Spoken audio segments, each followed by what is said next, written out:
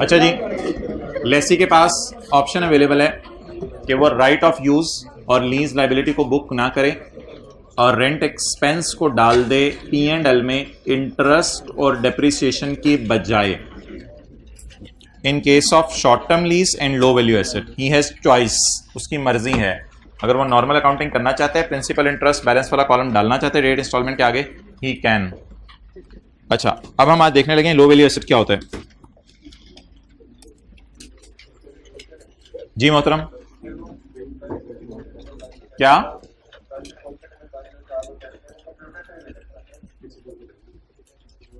ठीक है, अभी वो कॉन्सेप्ट हमने पढ़ा नहीं था, इसलिए उसको नॉर्मल तरीके से डील करना था। मैं टेस्ट डिस्कस करूंगा। Okay, page number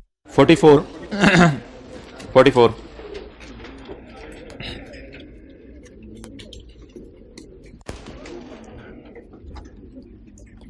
Examples of low value asset. Examples of low value asset include but are not restricted to. क्या मतलब?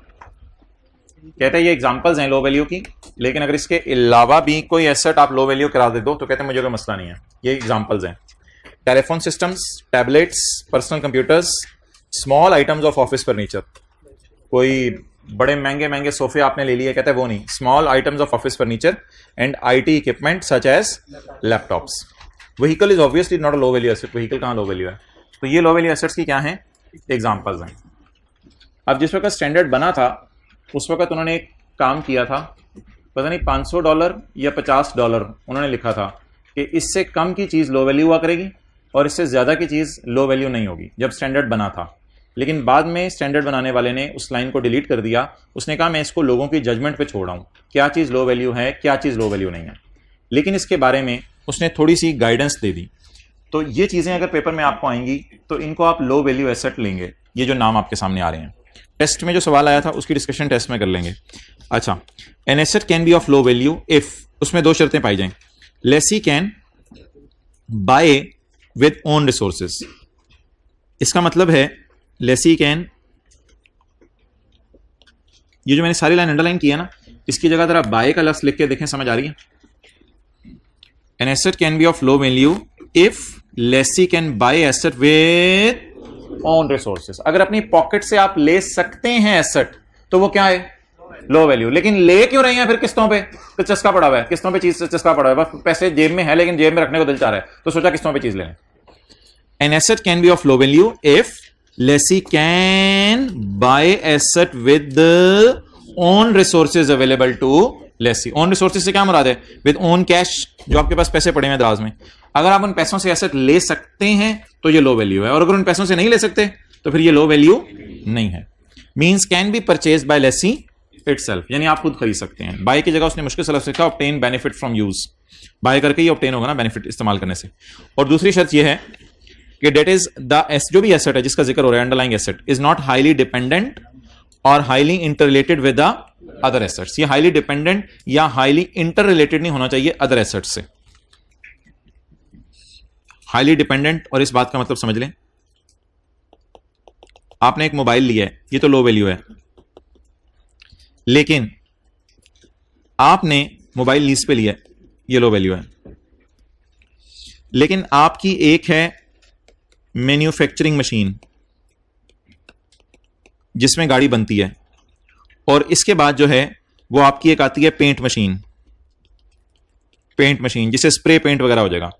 पेंट मशीन हो सकता है कि सस्ती हो और मैन्युफैक्चरिंग मशीन जो है वो महंगी हो, लेकिन पेंट मशीन और मैन्युफैक्चरिंग मशीन को देखा जाए तो मैन्युफैक्चरिंग मशीन इस्तेमाल होगी तो पेंट मशीन इस्तेमाल होगी, आगे पेंट मशीन इस्तेमाल होगी तो उसके बाद आगे टायर लगेंगे, उसके बाद पता नहीं क्या क्या लगेगा, टायर पहले तो नहीं लग जाएंगे। तो ये जो पेंट मशीन बीच में आ गई ना, ये डिपेंडेंट है बहुत सी चीजों पर। इसका मतलब है ये सिस्टम हाईली इंटर रिलेटेड है। अगर ऑर्गेनाइजेशन के पास ये मोबाइल नहीं कोई और मोबाइल ले लें वो कोई मसला नहीं, ऑर्गेनाइजेशन मोबाइल के बगैर भी गुजारा चला सकती है, टेलीफोन ले ले, कुछ कर ले। लेकिन पेंट मशीन और मैन्युफैक्चरिंग मशीन और बाद में टायर लगाने वाली मशीन, ये सारी चीजें क्या हैं आपस में? Highly inter related. जो इंटर रिलेटेड चीज हो उसको आप लो वैल्यू नहीं कह सकते। That is not inter related. अब ये सस्ती है लेकिन क्या मैं कह सकता हूं ये इंटर रिलेटेड है, यानी बहुत से फंक्शन आगे इस पर डिपेंड करते हैं। अगर मोबाइल ना हो तो कोई फंक्शन शायद रुके ना, आप टेलीफोन से कॉल कर लें, किसी को ईमेल भेज दें, किसी को और किसी तरीके से कांटेक्ट कर सकते हैं, मोबाइल होना इतनी परेशानी वाली बात नहीं है। लेकिन अगर पेंट मशीन ही ना हो तो फिर दूसरी पेंट मशीन ही लानी पड़ेगी और कोई चारा नहीं है। लेकिन अगर मोबाइल ना हो तो बंदा भेज दें, आप टेलीफोन कॉल कर लें, आप किसी को जो है वो ईमेल के जरिए बता दें, आप किसी को इंटरनेट के जरिए किसी तरह उसको बता सकते हैं आप। तो इसलिए पेंट मशीन सस्ती है और इंटर रिलेटेड है, इस वजह से इसको सस्ते होना इग्नोर किया जाएगा और कहा जाएगा नॉट अ लो वैल्यू। ये बात नोट कर लें, because it is integrated with other system, other system इस पर डिपेंड कर रहे हैं, तो ये इंटीग्रेट कर रही है, कनेक्ट कर रही है बहुत सी चीजों को, इसलिए इसको सस्ता हो सकता है, सस्ती हो, लेकिन फिर भी आप क्यों नहीं कहेंगे इसे लो वैल्यू। हो सकता है मोबाइल जो है वो आपका 1.5 लाख रुपए का हो, लेकिन ये इंटर रिलेटेड नहीं है, और पेंट मशीन आपकी नई लाख रुपए की आती हो, लेकिन किस वजह से इसे लो वैल्यू नहीं कहना, हाईली इंटर रिलेटेड है दूसरे सिस्टम के साथ।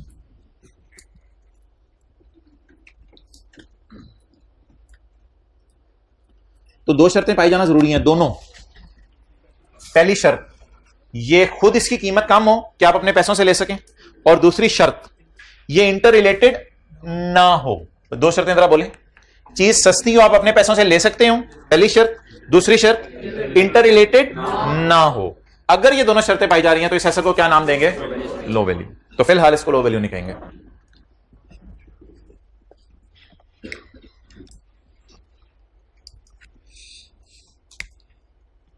अच्छा, ये जो हमारा कॉन्सेप्ट था, ये कॉन्सेप्ट है पॉइंट नंबर 1। हर कॉन्सेप्ट की इस तरह मैं एक छोटी छोटी एग्जांपल कराऊंगा, ये पॉइंट 1 है।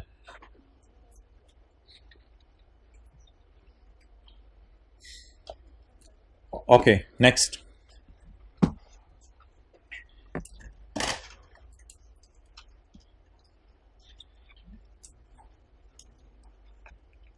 पढ़ें। ओह गुड, अगला पॉइंट भी बड़ा मजे का है।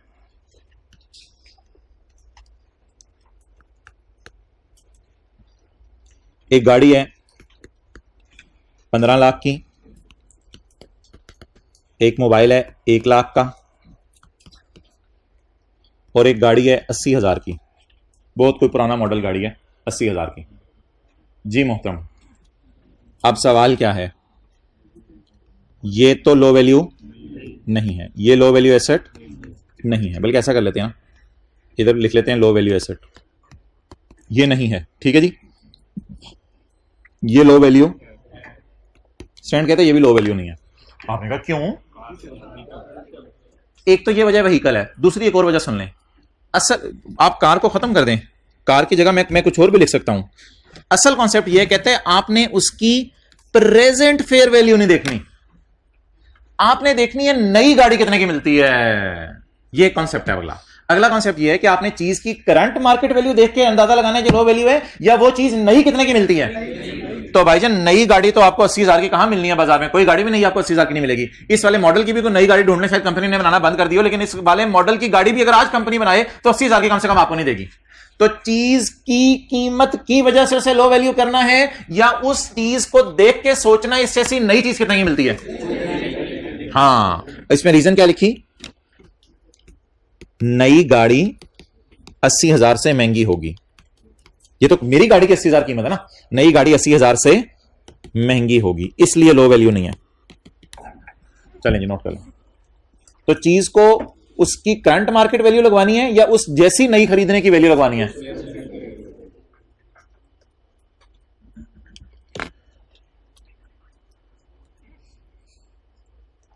अच्छा, बिल्डिंग लो वैल्यू एसेट है, हाई वैल्यू, हाई वैल्यू, लो वैल्यू नहीं है। लेकिन अगर बिल्डिंग बहुत ही खस्ता हालत में है और बड़ी सस्ती मिल रही है, फिर भी लो वैल्यू नहीं है, क्योंकि बिल्डिंग नई अगर बनवाएं वो तो बहुत महंगी बनेगी। तो चीज को उसकी नई हालत में देखना है, ना कि एग्जिस्टिंग हालत में। चीज की अपनी हालत नहीं देखनी, उस जैसी नई कितने की मिली है ये डिसाइड करेगी। ये दूसरा पॉइंट है, नई गाड़ी 80,000 से महंगी होगी, इसलिए जो लो वैल्यू नहीं है। फिलहाल हमारी गाड़ी की कितनी वैल्यू है, 80,000। अंग्रेजी पढ़ें जरा, समझ आ रही है। द असेसमेंट ऑफ वेदर और not an asset is considered to be have is based on in value when it was, जब नया था तब की वैल्यू देखी जानी है। It is not based in any way on the leased assets current value, इसकी करंट वैल्यू के ऊपर नहीं देखा। ओके अच्छा, एक कल कॉन्सेप्ट पढ़ा था हमने क्लास ऑफ एसेट्स का, वो यहां एप्लीकेबल नहीं है। क्लास ऑफ एसेट्स यहां एप्लीकेबल नहीं है। यहां आपने कंप्यूटर, अभी थोड़ी देर पहले मैंने पढ़ा है, कंप्यूटर लो वैल्यू एसेट की डेफिनेशन में आते हैं, स्टैंडर्ड की एग्जांपल्स में लो वैल्यू एसेट में आते हैं। अच्छा, एक है सुपर कंप्यूटर जो 9 लाख रुपए का है, पूरी ऑर्गेनाइजेशन का, पूरी माइक्रोसॉफ्ट कंपनी का डेटाबेस वगैरह संभाल रहा है, कंप्यूटर, सुपर कंप्यूटर। एक है नॉर्मल कंप्यूटर जो एम्प्लॉयज को लेके दिया हुआ है, वो 70,000 रुपए का। अब भाईजान आपने ये नहीं कहना कि ये सारी class of assets low value है क्योंकि इनका नाम कंप्यूटर है। नो, ये जो लो वैल्यू एसेट है ना, ये लीज बाय लीज डिसाइड होगा। तो आप बता दें it is low value asset? No, it is low value. ऐसा हो सकता है कि आप लो वैल्यू एसेट की एग्जांपल्स के अंदर रहते हुए एक महंगी चीज खरीद लें तो उसको आपने लो वैल्यू करार, और क्यों? Because it will be very difficult to buy it with your own resources. अपने रिसोर्सेज से खरीद 9 लाख रुपए बंदे को ज्यादा सोचना पड़ता है। तो अगर कंप्यूटर्स हैं या कोई ऐसी कमाल किस्म की चेयर है जो 3-4 लाख रुपए की आती है, एक्सरसाइज करने वाली कोई मशीन है, तो हालांकि वो चेयर है लेकिन फिर भी उसको आप लो वैल्यू नहीं कहेंगे। कोई ऐसा लैपटॉप है जो 25-30 लाख रुपए के सारे सिस्टम्स को आपस में इंटीग्रेट कर रहा है, तो आप उसको लो वैल्यू नहीं कहेंगे। तो लीज बाय लीज डिसाइड करना है, यानी एसेट बाय एसेट डिसाइड करना है, या क्लास को बेस के डिसाइड करना है? क्लास वाइज डिसाइड नहीं होगा, ये एसेट बाय एसेट डिसाइड होगा। ये तीसरा कॉन्सेप्ट है।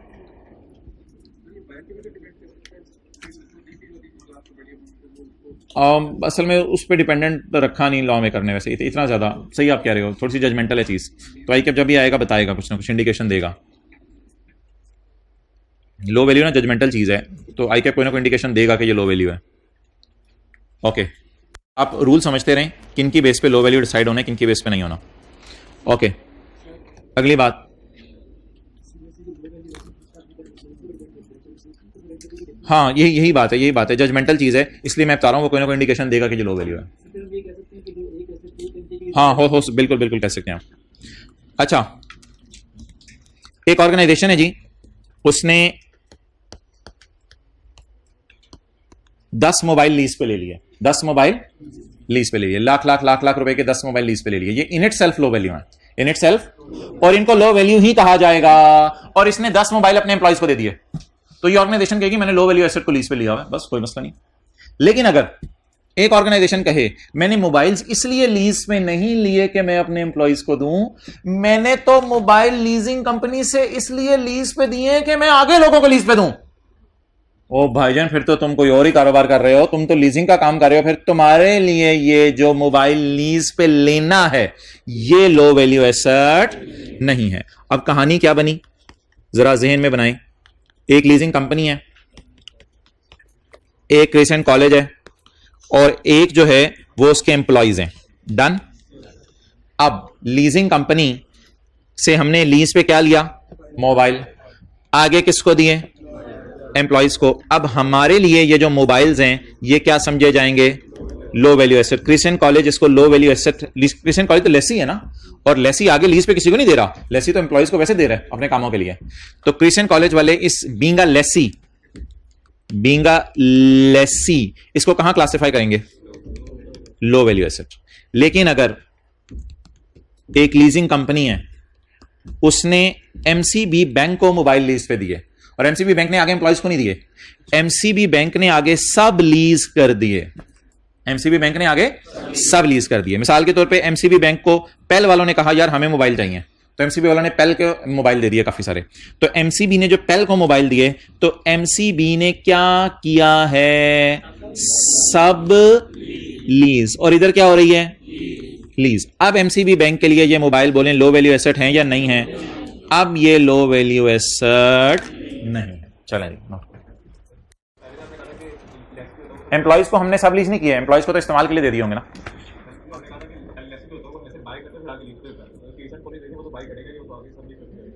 नहीं, क्रिश्चियन कॉलेज ने एम्प्लॉइज को लीज पे देना ही नहीं, क्रिश्चियन कॉलेज ने एम्प्लॉइज को मुफ्त में देना इस्तेमाल के लिए।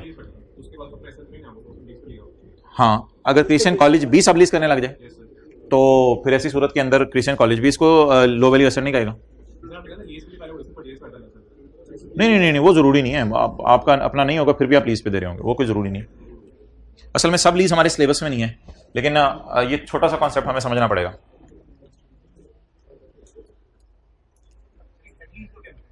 हेड लीज ये वाली है, और ये सब लीज है। ये हेड लीज है, ये सब लीज है। ये जो दरमियान वाला बंदा है ना, इसको लो वैल्यू एसेट नहीं कह सकेगा। आगे पेल कहता है लो वैल्यू एसेट कहता है, वो पेल की मर्जी है, इसके लिए जो लो वैल्यू नहीं है, क्योंकि इसने आगे इसको इस्तेमाल नहीं किया, इसने आगे इससे रेंटल इनकम कमाने लग गया। ये एज अ लेसर अकाउंटिंग करेगा, क्या करेगा, ये अकाउंटिंग हमारे स्कोप में नहीं है। सब लीज की अकाउंटिंग बिल्कुल अलग है और उसके ऊपर स्टैंडर्ड में अलग गाइडेंस अवेलेबल है। हमने बस ये जानना है कि जब लेसी लेसर से एसेट ले और लेसी खुद लेसर बनने की कोशिश करे, तो ऐसी सूरत में इसके लिए ये लीज लो वैल्यू नहीं है।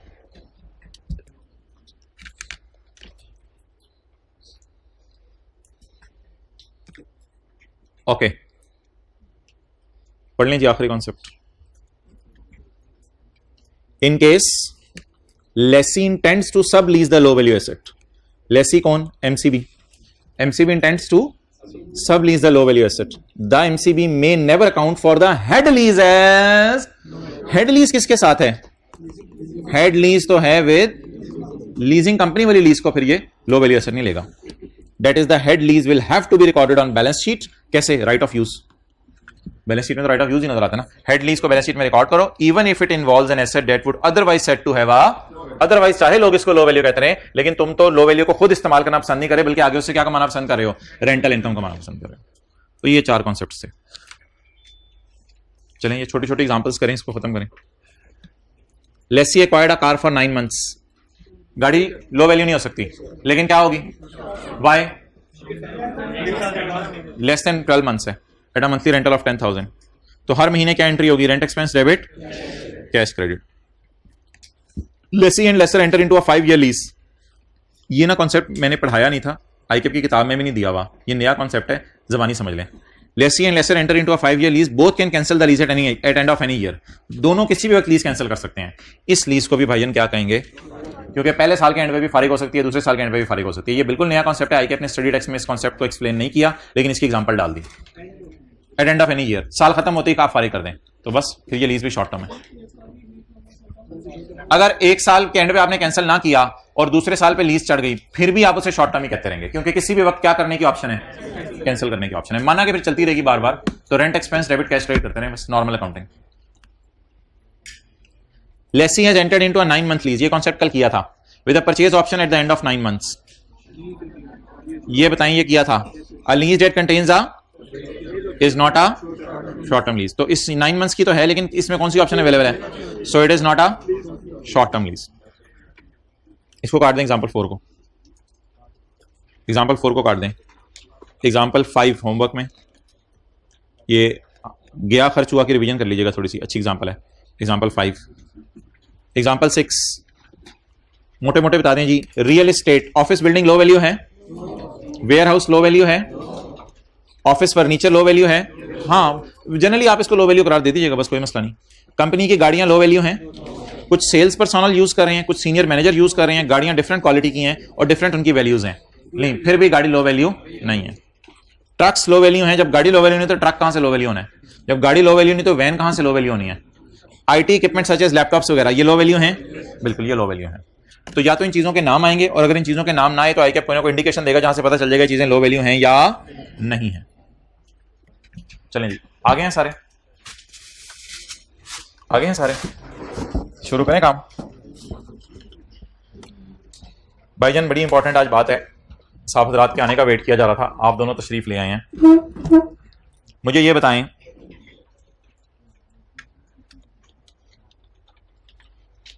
जोंडा कहां से हो गया,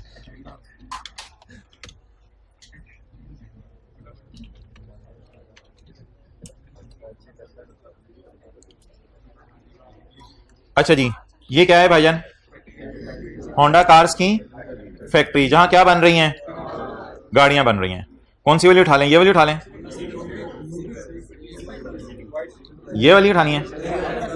अच्छा,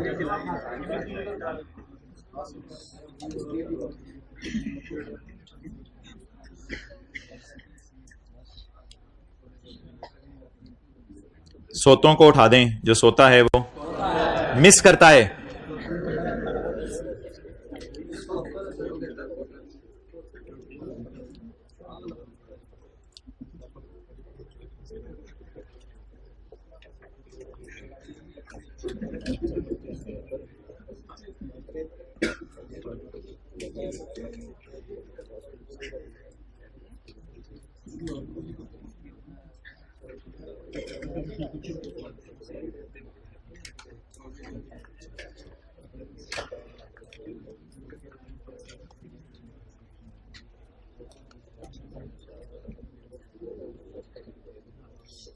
बिलावल गया होंडा कार्स की फैक्ट्री में और बिलावल ने कहा भाईजान ये गाड़ी, तो होंडा कार्स ने कहा भाईजान ये गाड़ी जो है वो ऐसा है कि 45 लाख रुपए की है, आप पैसे दे सकते हैं। बिलावल हंसने लग गया यार ये कौन है यार, मुझे नहीं जानते। तो 45 लाख रुपए दिए इसने और दे के गाड़ी लेके चला गया। अच्छा, अगला बंदा आया, शेख रशीद कहां से हो गया शेख रशीद भाई आए, आपने खुद ही, इन्होंने कहा कि भाईजान ये वाली गाड़ी, उन्होंने कहा ये तो जा चुकी है, ये वाली खड़ी है, तो ये गाड़ी जो है वो मुझे चाहिए। तो जब उन्होंने बताया 45 लाख रुपया, तो शेख रशीद भाई ने कहा नहीं यार ये जो है ना जरा महंगी बन रही है, किस्तें बना दो, मुझे किस्तें बना दो, कोई किस्तें कर दो। होंडा ने कहा मैं तो गाड़ी पैसों पे बेचता हूं, हमारा कारोबार तो किस्तों का नहीं है, और या तुम जाओ किसी लीजिंग कंपनी के पास, ये करो वो करो, तुम करो, हमारा कारोबार ये नहीं है, सॉरी हम तो लीजिंग कंपनी नहीं है, हम गाड़ी किस पे बेचते हैं, 45 लाख है तो लो, नहीं तो ना लो, तुम जहां मर्जी जाओ, जहां मर्जी से लो, हमारी बला से। लेकिन भाई जब दुनिया आगे बढ़ी ना, तो दुनिया में मैन्युफैक्चरर्स ने भी लीज शुरू कर दी हुई है। मैन्युफैक्चरर्स ने भी क्या शुरू कर दी है? अब जब मैन्युफैक्चरर लीज शुरू कर देंगे तो मैन्युफैक्चरर 45 लाख वाली गाड़ी 45 लाख में बेचेंगे या 3-4 साल की किस्तें बना के महंगी बेचेंगे। अब ये मैन्युफैक्चरर लेसर दो प्रॉफिट कमा रहे होंगे, दो प्रॉफिट कमा रहे होंगे। एक तो गाड़ी की जो कॉस्ट है वो जितने की भी गाड़ी बनी उसको बेच के खुद प्रॉफिट कमा रहे होंगे, जो बिलावल से भी कमाया, बिलावल से सिर्फ गाड़ी के कॉस्ट और सेल प्राइस वाला प्रॉफिट कमाया, वो उससे ये प्रॉफिट कमाया और इससे दो प्रॉफिट कमा रहे होंगे। गाड़ी की कॉस्ट, उसके ऊपर प्रॉफिट डाला, ये प्रॉफिट भी इससे लेंगे, नंबर 2, और इससे इंटरेस्ट वाला प्रॉफिट भी लेंगे। कितने प्रॉफिट लेंगे? दो प्रॉफिट लेंगे। पेज नंबर 57,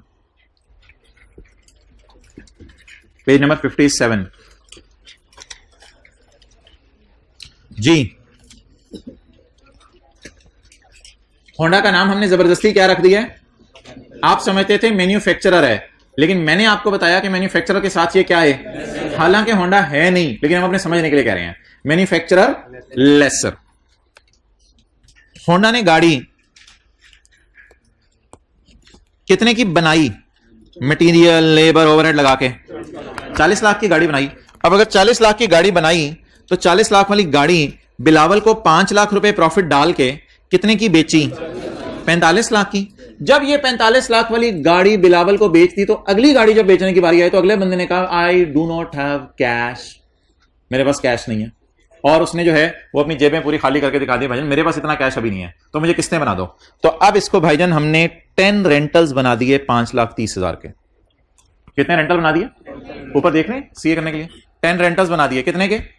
5,30,000 के। अब ये कितने पैसे देंगे? 53 लाख या 45 लाख? 53 लाख देंगे। ग्रॉस इन्वेस्टमेंट लेसर के एंगल से पूछ रहा हूं, लेसर के एंगल से तो जीआई होती है ना, एलपी तो नहीं होती। लेसर कितने लेगा? 53 लाख। एक और प्रॉफिट भी लेसर कमा रहा होगा, इस प्रॉफिट का नाम क्या होगा? Interest income. वो कितना कमा रहे? 8 लाख। क्लियर? वो 8 लाख प्रॉफिट कमा रहे। डन हो गया। अच्छा, वैसे आगे जरा मूव करते हैं। जेल रोड पे कभी गए हैं? जेल रोड पे, ये लाहौर में जेल रोड, लाहौर देखो, लाहौर लिखा आ गया, कराची में भी है, चौथाई लैब में भी है। अच्छा, jail road, Lahore jail road car showroom. अच्छा जी, ये जो लाहौर जेल रोड, अच्छा ये जो लाहौर जेल रोड के ऊपर कार शोरूम है, ये गाड़ियां पाकिस्तान में बनती हैं जो आपको नजर आ रही हैं? ये अक्सर गाड़ियां इंपोर्टेड होती हैं। हाँ, पाकिस्तानी गाड़ियां भी आपको यहां से मिलेंगी, लेकिन अक्सर गाड़ियां खोता करोला, ये क्यों सी? अच्छा, तो ये जो शोरूम है, ये लोग क्या करते हैं? हमजा शहबाज गया, हमजा शहबाज ने कहा ये जरा पैक कर दो मुझे, एक समोसे के साथ ना एक पैक कर दो मुझे। तो उन्होंने कहा भाईजान करोड़ रुपए किया है, कोई मसला नहीं, ये लो 2 लाख और भी रखो मेरी तरफ, ये लो पकड़ो 1 करोड़, समोसे खा लेना। अच्छा, तो आप बता दें इसने पैसे कैश में दिए या किस्तों पे ली? ये बंदा जो जेल रोड के ऊपर बैठा है स्मार्ट कार्स के नाम से, तो ये कोई डीलर है गाड़ियों का या ये मैन्युफैक्चरर है? ये लोग इंपोर्ट करके गाड़ियां पाकिस्तान में बेचते हैं, तो ये डीलर हैं गाड़ियों के। ये भी सेलिंग प्रॉफिट कमाते हैं लोगों से, और मेजॉरिटी सेल इनकी भी कैश सेल होती है। कैश सेल का मतलब है आप जाते हैं, पैसे देते हैं और चीज लेके आ जाते हैं। तो इन्होंने अगर मिसाल के तौर पे 90 लाख की ये गाड़ी मंगवाई है तो करोड़ रुपए की आपको बेच देंगे। 2 करोड़ की मंगवाई है तो 2 करोड़ 20 लाख की आपको बेच देंगे। तो ये जो 2 करोड़ की गाड़ी 2 करोड़ 20 की बेच रहे हैं, ये इंटरेस्ट है या इनका सेलिंग प्रॉफिट है, जिसे आप ग्रॉस प्रॉफिट का नाम देते हैं। लेकिन अगर इसके पास चला जाए, मिसाल के तौर पर उस्मान बुजदार भाई इनके पास जाएं और उस्मान बुजदार भाई जाके कहें कि मोहतरम यार ये तो पीटीआई वालों को रगड़ रहे हो, दूसरी साइड पे आप लोग ने, कॉमन होगी ये बात। तो उस्मान बुजदार साहब भाई ने इनको जाके कहा कि मोहतरम ये गाड़ी चाहिए। इन्होंने कहा करोड़ की। उस्मान बुजदार ने कहा रहने दे छाड़ पर यार, किस तरह कर ले मेरे साथ, ठीक है। तो अब बता दें, ये लोग करोड़ की गाड़ी अगर 80 लाख की गाड़ी करोड़ में बेच रहे थे, तो इसको करोड़ की बजाय 1 करोड़ 10, 15, 20 की बेचेंगे। तो ये लोग भी सेम, अगर आप समझें तो वही सारी स्टोरी इनकी बनेगी। Dealer lessor, dealer lessor, manufacturer lessor. Dealer कौन होते हैं? जो खरीद के बेचते हैं या जो बना के बेचते हैं? खरीद के बेचते हैं। Dealer lessor, car showrooms and Jail Road in Lahore मिसाल के तौर पे। गाड़ी की कॉस्ट जी 70 लाख। कोई बाहर से गाड़ी मंगवाई है, कितने की मंगवाई है बाहर से? 70 लाख। जापान से गाड़ी इंपोर्ट की है, कितने की? 70 लाख की। 20 लाख डाल के आम लोगों को कितने की बेच रहे हैं? 90 लाख की। एक बंदे ने आके कहा मेरे पास 90 लाख इकट्ठा, मुझे ले लो, 90 लाख नहीं दे सकता मैं। चलना से उसने कहा अच्छा चलो ऐसा करो, 10-10 लाख की 10 किस्तें बना दो। 10-10 लाख की 10 किस्तों का क्या मतलब होगा? जीआई जल्दी बताएं कैलकुलेटर के बगैर। 1 मिलियन इंटू 10, 1 करोड़ रुपया हो गया। 10 मिलियन इससे देना है, कितने सालों में? 10 सालों में। और अब ये जो 90 लाख वाली चीज आप इसे 1 करोड़ की दे रहे हैं, इससे क्यों 10 लाख ज्यादा ले रहे हैं? ये आप इंटरेस्ट के मद में। तो बोले कौन से लोग, कौन से लोग लीजिंग के साथ, कौन से लोग, मैन्युफैक्चरर क्या लीजिंग शुरू कर सकता है? यस। डीलर क्या लीजिंग शुरू कर सकता है? यस। ये दोनों लीजिंग शुरू कर सकते हैं। लेकिन हम जो अभी तक सवाल करते रहे थे ना, वो बिल्कुल सादा लेसर था। वो कौन सा लेसर था? सादा लेसर था। अस्सलाम वालेकुम गाय, हाउ आर यू? अच्छा, वो कौन सा लेसर था? सादा लेसर कौन होता है? सादा लेसर ये होता है, आप जो है वो मिसाल के तौर पे बैंक के पास जाते हैं और बैंक को कहते हैं जाके भाईजान मुझे चाहिए सुजुकी मेरान।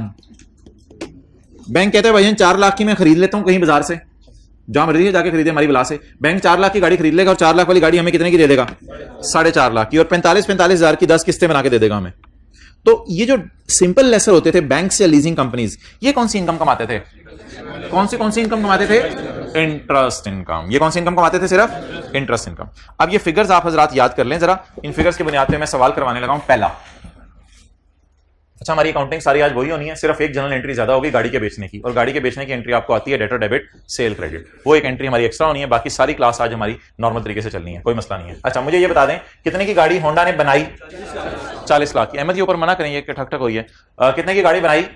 40 लाख की। 40 लाख वाली गाड़ी कितने की बाजार में होंडा बेचता है अगर कोई पैसे लेके आ जाए, जिसको फेयर वैल्यू कहते हैं या सेल प्राइस कहते हैं। सेल प्राइस की जगह अच्छा लफ्ज़ है कैश सेल प्राइस, यानी कोई बंदा कैश लेके आ जाए उसको कितने की बेचते हैं? 45 लाख की। अच्छा मुझे बताएं बिलावल की आंखों के सामने क्या होगा? एक्सलेंट।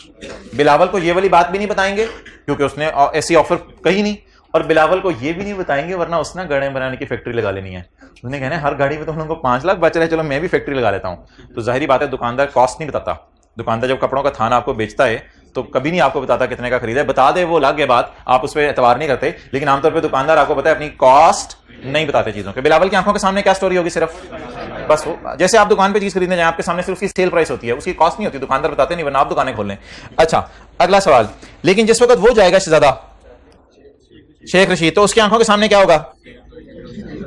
हाथ होगी 45 लाख होगा और 53 लाख होगा। ना ना ना, ये दरमियान वाली फिगर उसकी आंखों के सामने नहीं होगी, ये निकालनी है उसने, खुद निकाल ले। उसे कहेंगे भाईजान पैसे हैं तो 45 लाख दे दो, नहीं पैसे तो 10 सालों में 53 लाख दे दो, आपकी मर्जी है 45 लाख दे दो या 53 लाख दे दो। अब वो जो मर्जी ऑप्शन ऑप्ट करे, अगर वो इस ऑप्शन की तरफ जाते हैं तो ऑब्वियसली वो कितना इंटरेस्ट पे कर होगा? 8 लाख रुपए इंटरेस्ट पे कर होगा। और अगला सवाल मेरा, पेपर में आपकी आंखों के सामने क्या होगा?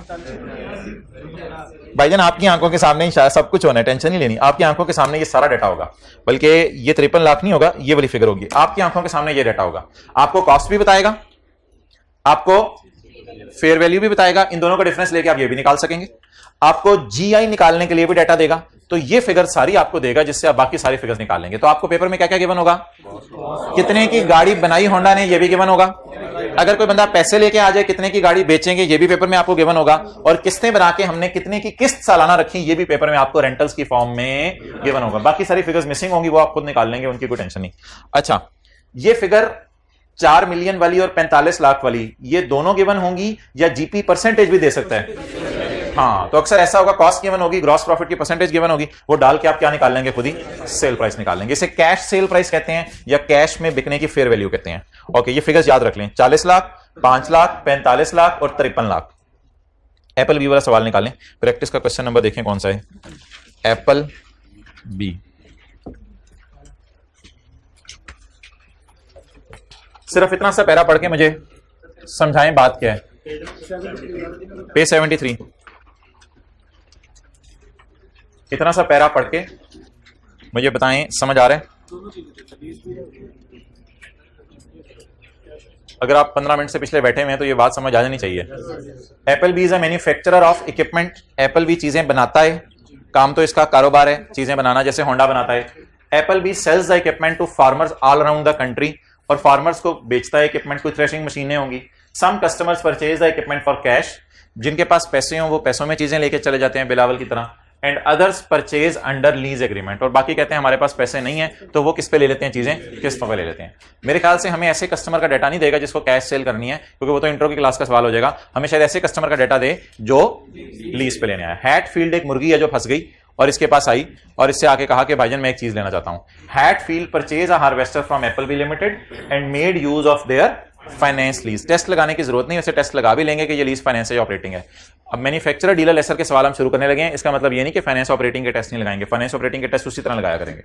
Hatfield purchase a harvester from Apple B and made use of their finance lease agreement. उनका फाइनेंस लीज वाला एग्रीमेंट उन्होंने पसंद किया और लीज पे लेना पसंद किया। The details are as follows. Lease period is, हमारे सवाल में कितने साल था, 10 साल था, 10 साल। Lease instalment of 2 lakh are payable annually in arrears. हमारे सवाल में भी कितनी थी, 5,30,000 की किस्त थी, इसकी 2 लाख की किस्त है। Fair market interest rate is 16.9911%। The cost to Apple B to manufacture this harvester was, अच्छा चलिए कोई नहीं, आप किताब से पढ़ें, उधर नजर आ रहा होगा, ये ऑन हो रहा है। The cost to Apple B to manufacture this harvester was 5 lakh. ये क्या चीज है, कॉस्ट टू मैन्युफैक्चर? हाँ, कॉस्ट टू मैन्युफैक्चर को अंडरलाइन करके लिखें, मटेरियल, लेबर, ओवरहेड वगैरह जो भी चीजें मशीन बनने में इस्तेमाल होती हैं। तो the cost to Apple B to manufacture this harvester was 5 lakh. इसको 5 लाख रुपए का पड़ा। क्या पड़ा? हार्वेस्टर बनाने का खर्चा। तो कॉस्ट टू मैन्युफैक्चर को अंडरलाइन करके material, labour, overhead, full stop. Apple B implements a markup of 28%, markup of cost plus 28%। तो करते हैं जी शुरू सवाल। लेसर का सवाल कहां से शुरू होता है, एलपी से, पीवी ऑफ एलपी से, या जीआई और एनआई से? जीआई और एनआई से।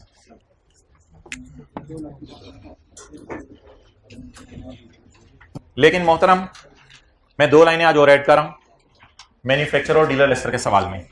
वो लाइनें आपने गौर से देखनी है। Cost, fair value, GI, NI. Lessor के सवाल में कितनी चीजें डाला करेंगे, 4। उधर कितनी डालते थे, 2, जीआई और एनआई। असल में ना उधर कॉस्ट और फेयर वैल्यू में फर्क नहीं होता था। बैंक बाजार से जाके उतने की गाड़ी खरीदता था बस, उधर कोई ऐसा फर्क नहीं होता था। इधर तो बनाने वाला बनाता किसी और की और बेचता महंगी करके है। तो इधर इसलिए 2 लाइनें नहीं ऐड होंगी, नंबर 1 कॉस्ट और नंबर 2 फेयर वैल्यू। कॉस्ट जैसे होंडा के लिए 40 लाख थी और फेयर वैल्यू 45 लाख थी, तो इधर 2 चीजें नहीं ऐड होंगी। तो ये 2 लाइनें नहीं ऐड कर लें वर्किंग 1 में, कॉस्ट और फेयर वैल्यू। चलें जी, कॉस्ट कितनी है, 5 लाख, और मार्कअप कितने? अच्छा मैं रुपीज इन 1000 में सवाल करने लगा हूं, रुपीज इन 1000 जी। Cost 500, fair value plus 28% of 500, 640। इसका मतलब है जो लोग पैसे लेके आते हैं तो उनको हम कितने की मशीन बेचते हैं, 6,40,000 की। इसको आप ऐसे भी निकाल सकते हैं, कुछ बच्चों ने ऐसे निकाला होगा 500 अगर 100 पे पड़ा है तो हमें 128 दे दो, इस तरह भी सिंपल 128% से मल्टीप्लाई कर दिया, उस तरह भी ठीक है 1.28 से, जिस तरह भी आप कंफर्टेबल है। तो एप्पल भी implements a markup of cost plus 28% on their cash cell. अच्छा जी, GI इसमें तो रेंटल्स ही है ना बस। कितने रेंटल्स हैं? 5। कितने लाख के? 2 लाख। कोई डाउन पेमेंट, कोई रेंटल कोई GRV UGRV नहीं, कोई परचेज ऑप्शन की प्राइस, कोई टर्मिनेशन की पेनल्टी, तो बस रेंटल ही है। रेंटल कितने हैं? 2 लाख। 7 हो गए 2 लाख। कितना जवाब आ गया? 1000। वैसे लुट्टी में चाहिए 500 वाली चीज 640 में जो पैसे देते, जो पैसे ना दे 500 वाली चीज 1000 में उसे बेचते हैं हम। तो 500 की चीज बनाई है हमने, आम लोगों को 640 की देते हैं, लेकिन जो पैसे ना दे उसकी जान लेते हैं। NI कटें जी, NI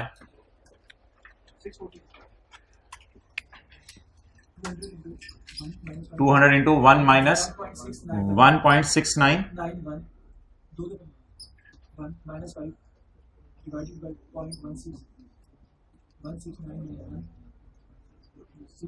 एग्जैक्ट 640 आ गया। अगर किसी क्लास में ये फेयर वैल्यू के बराबर ना आया तो वो क्या क्लास होगी और कैसे समझाया जाएगा उसमें, वो उसी क्लास में फिर देखेंगे।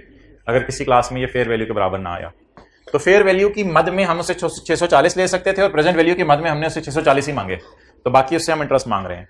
अच्छा, इंटरेस्ट क्या होता है याद रखिएगा, इंटरेस्ट होता है GI माइनस NI। कभी भी गलत ना निकाल लीजिएगा इंटरेस्ट का फॉर्मूला लिख लें, कहीं भूल ना जाए। इंटरेस्ट, और ये टोटल इंटरेस्ट होता है, टोटल इंटरेस्ट सारी लीज का, ये क्योंकि लीज के पहले दिन निकाला जा रहा है। तो इंटरेस्ट हमेशा याद रखिएगा, जो टोटल निकलना है वो GI माइनस NI निकलना है। कितना आ गया? 360। लेसर अमोर्टाइजेशन शेड्यूल कहां से शुरू करता है? फेयर वैल्यू से या NI से? NI से शुरू करता है। तो वर्किंग 2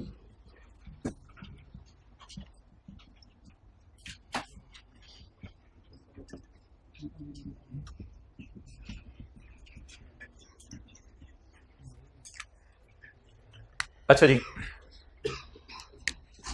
ये शेड्यूल बना लेंगे, शेड्यूल की टेंशन नहीं है। इधर देखें, बोतल कितने रुपए की दुकानदार खरीदता होगा? 15 रुपए की। आपको कितने की बेचता है? 25 की। मेरा नहीं ख्याल पेप्सी वाले दुकानदार को इतना मार्जिन देते हैं। पेप्सी वाले तो मेरे ख्याल से 24 रुपए की या 23 रुपए की उसे देते होंगे। जितने बड़े ब्रांड हैं वो बहुत चीज महंगी करके देते हैं। तो दुकानदार शायद बोतल खरीदता होगा 23 रुपए की और आपको कितने की बेचता होगा? 25 रुपए की। दुकानदार बोतल खरीदने की एंट्री क्या करता होगा? इन्वेंट्री डेबिट या परचेज डेबिट और कैश क्रेडिट। ये किसकी एंट्री करता होगा? बोतल खरीदने की। ठीक है। अच्छा, दुकानदार बोतल बेचने की एंट्री क्या करता होगा? Debtor debit cell credit. कितने से? 25 से। लेकिन इस एंट्री को अगर मैं कर दूं तो इन्वेंट्री तो किताबों में नजर आती रहेगी। तो अगली एंट्री क्या होती है? किसी को याद हो? किसी को याद हो? याद हो? याद हो? Cost of sale debit, cost of sale debit और इन्वेंट्री क्रेडिट। कितना? 23 से। और फिर P&L जो है वो बनता है, उसमें सेल कितनी जाती है? 25 और कॉस्ट ऑफ सेल 23 और प्रॉफिट 2 का प्रॉफिट जाता है। तो ये वो एंट्रीज हैं जो टीचर आपको कहते थे कि परपेचुअल सिस्टम में 2 एंट्रीज होती हैं। कोई एक सिस्टम था परपेचुअल और पीरियोडिक। तो परपेचुअल सिस्टम में 2 एंट्रीज होती हैं। चीज के बेचने की भी एंट्री होती है, ये सेलिंग प्राइस पे होती है, और दुकानदार जो चीज के खरीदने की एंट्री करता है वो सेलिंग प्राइस पे होती है या कॉस्ट पे होती है? कॉस्ट पे।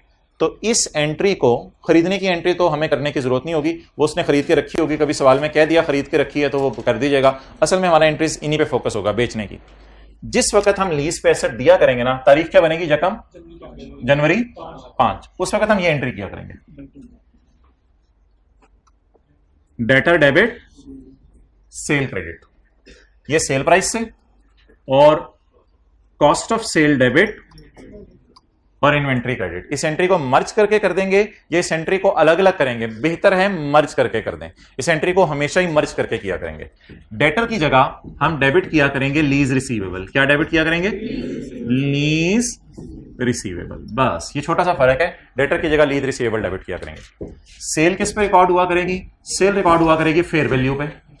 सेल किस पे रिकॉर्ड होगी? फेयर वैल्यू पे। इन्वेंट्री किससे क्रेडिट होगी? कॉस्ट से। इन्वेंट्री किससे क्रेडिट होगी? कॉस्ट से। और कॉस्ट ऑफ सेल किससे डेबिट होगी? कॉस्ट से। लीज रिसीवेबल एनआई पे हमेशा बुक होता है। लीज रिसीवेबल किस पे बुक होगा? आज एनआई और फेयर वैल्यू इत्तफाकन क्या आ रही है? बराबर। कभी चेंज आई तो फिर इस एंट्री में देखेंगे क्या अमेंडमेंट करनी है। फिलहाल ये जनरल एंट्री है, इसको इसकी डेरिवेशन दोबारा समझ लें।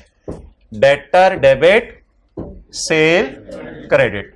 इन्वेंट्री गई, कॉस्ट ऑफ सेल बुक करें। इस सेल और कॉस्ट ऑफ सेल का डिफरेंस हुआ करेगा सेलिंग प्रॉफिट। इस सेल और कॉस्ट ऑफ सेल का डिफरेंस क्या हुआ करेगा? सेलिंग प्रॉफिट या इंटरेस्ट इनकम। सेलिंग प्रॉफिट फौरन बुक हुआ करेगा और इंटरेस्ट इनकम 5 सालों में बुक होगी। सेलिंग प्रॉफिट फौरन बुक हुआ करेगा और ये इंटरेस्ट इनकम कितने सालों में बुक होगी? 5 सालों में। सेलिंग प्रॉफिट कितना है? जरा नजर मारें। सेलिंग प्रॉफिट 140 और इंटरेस्ट इनकम 360 की इंटरेस्ट इनकम है। क्लियर? तो ये एंट्रीज किस अमाउंट से होनी है ये आप लिख लें। अगर ये आपने नोट करना है तो ये आपकी मर्जी है। ये क्वेश्चन है और ये सॉल्यूशन है। ये अगर आपने नोट करना है तो it's up to you.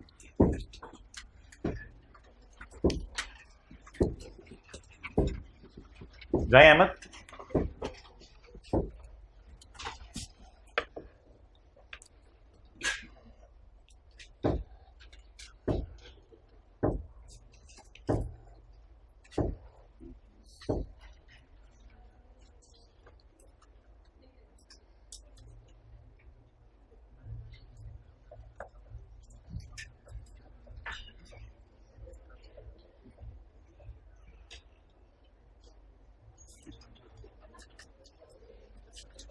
AFC के पेपर खत्म हो गए?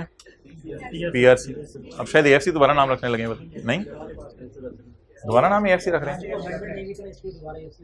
अच्छा,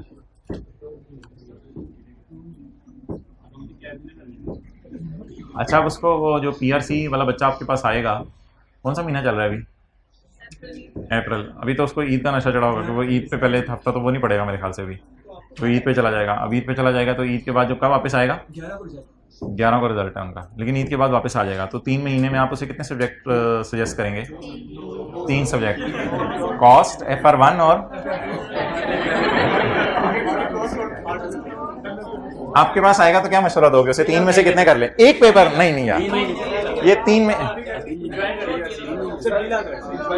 एंजॉय करे। 3 महीने एंजॉय करे। 2 पेपर अयाशी करे। 3 महीने लॉ कर ले।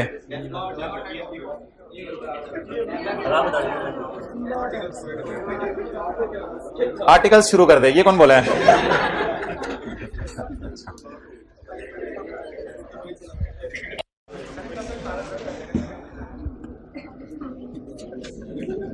लेट तो नहीं हो गए बेचारों के पेपर?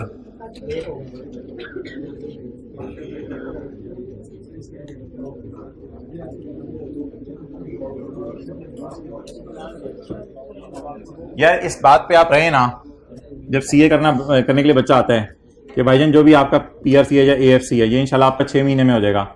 और फिर उसके बाद जो है वो सीए इंटर के पेपर हैं, उसमें अगर आप 3 पेपर और 2 पेपर भी करके देंगे तो आपके जो है वो 2 साल के अंदर जो है वो हो जाएंगे। और इसको आप इसी तरह सोचें और इसी तरह करें तो बड़ा आसानी से हो जाती हैं चीजें। आप नए आने वालों को बताते हैं ना कि 2 साल ही हैं सीए इंटर के।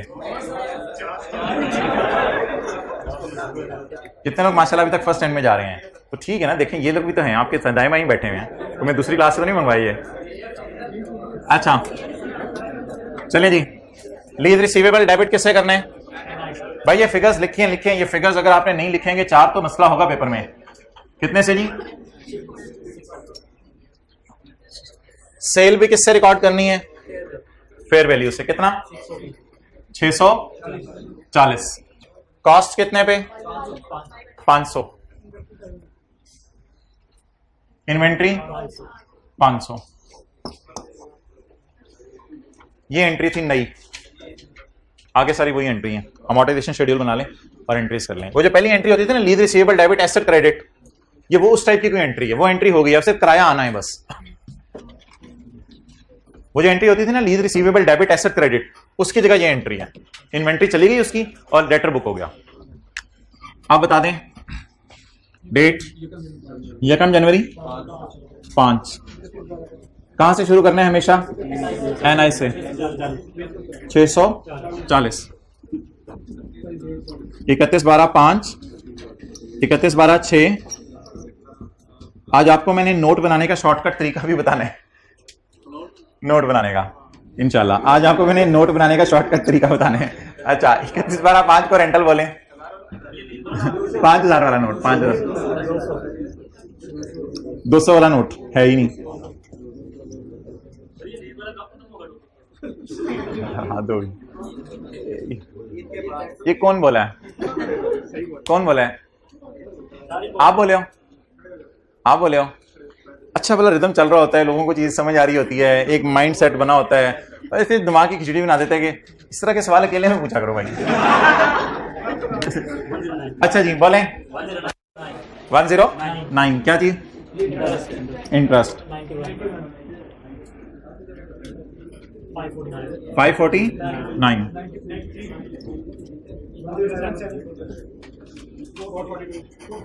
442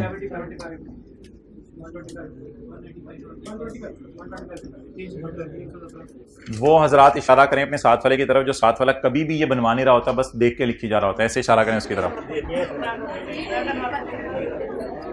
मजाल है कि कभी भी कैलकुलेटर से ये बनाया हो शेड्यूल।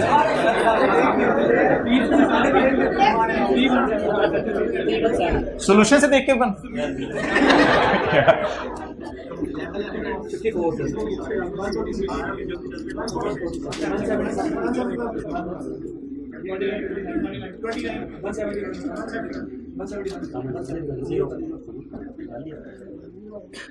ओके।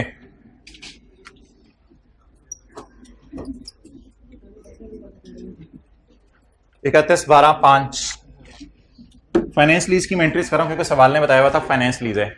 और वैसे आप अगर देख लें एनआई या पीबी को फेयर वैल्यू से डिवाइड करें तो जवाब 90% से ज्यादा आ रहा है, बल्कि 100% आ रहा है। 5 टेस्ट होते हैं ना फाइनेंस लीज के, उन 5 में से अगर पीबी को डिवाइड करें फेयर वैल्यू से और जवाब 90% से ज्यादा हो तो लीज क्या होती है? तो इसलिए ये फाइनेंस लीज है। फाइनेंस लीज का मतलब एसेट किताबों में नहीं रखना, एसेट थ्रो अवे कर दिया जी। आप बोले बोले बोले बोले। मैं इन्वेंट्री क्यों क्रेडिट कर रहा हूं? क्योंकि ये बैंक नहीं है, बैंक के लिए इन्वेंट्री नहीं होती थी, बैंक के लिए एसेट होता था। ये मैन्युफैक्चरर है, होंडा कार जहन में लाए, और ये डीलर है, शोरूम जहन में लाए, उनके लिए तो इन्वेंट्री थी ना, काफी गाड़ियां खड़ी थी उनके पास, तो वो तो इन्वेंट्री के तौर पे इनको खरीदते थे, इन्वेंट्री के तौर पे इनको बेच रहे हैं जी। Cash debit 200, lease receivable 91, interest 109 जी। इंटरेस्ट वगैरह बुक हो गया जी, बुक हो गया। डेप्रिसिएशन की एंट्री तो आपको पता है लेसर करता नहीं, क्योंकि लेसर ने एसेट को अपनी किताबों से निकाल दिया, तो पहले साल की एंट्रीज मुकम्मल हो गई। कहते हैं तो दूसरे साल की भी कर देता हूं। 31/12/6 एक ही एंट्री है बस, क्या? कैश डेबिट, लीज रिसीवेबल और इंटरेस्ट इनकम क्रेडिट। एरियर का सवाल है ना, तो भाईजान ये अहमद भाई साथ वाले में हो रहा है।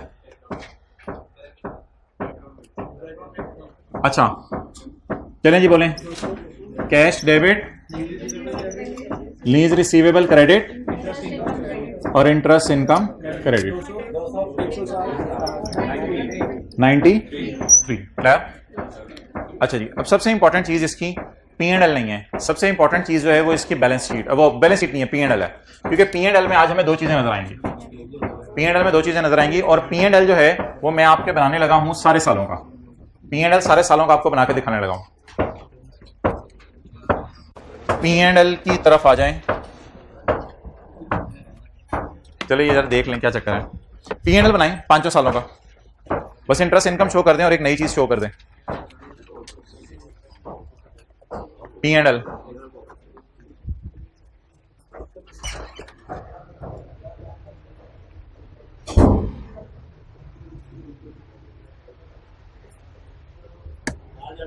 मार्केटिंग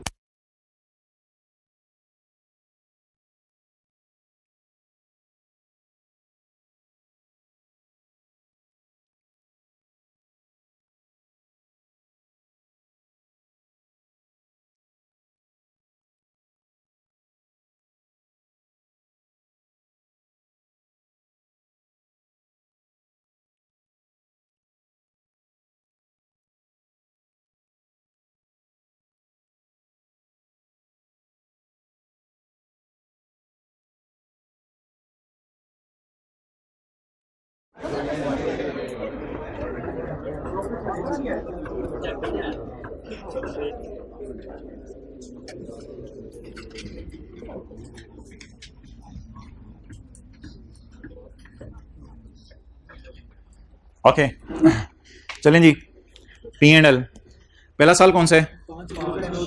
31, 12, 5, 6, 7, 8, 9, बस 5 साल पूरे हो गए। अच्छा जी, पहले साल ना आपने ग्रॉस प्रॉफिट बुक करना है, ये आपने सिर्फ 1 साल बुक करना है ग्रॉस प्रॉफिट।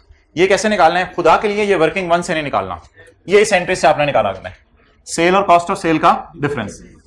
तो लिख लें इन दोनों का डिफरेंस जीपी, ताकि याद रहे, हमेशा यहां से निकालना है। वर्किंग वन में आने वाले दिनों में कुछ चेंज आनी है, इस वजह से आपको मेंटली प्रिपेयर कर रहा हूं। सेल और कॉस्ट ऑफ सेल का difference, that will be my gross profit. तो 640 और 500 का डिफरेंस,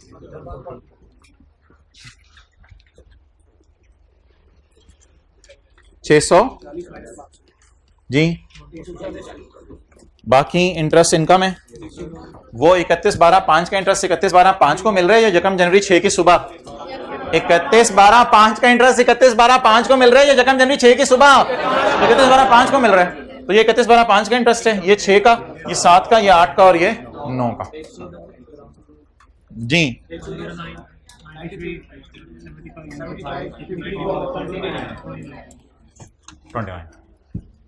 तो ये एकदम धमाका इनकम कौन सी बुक की है इसने?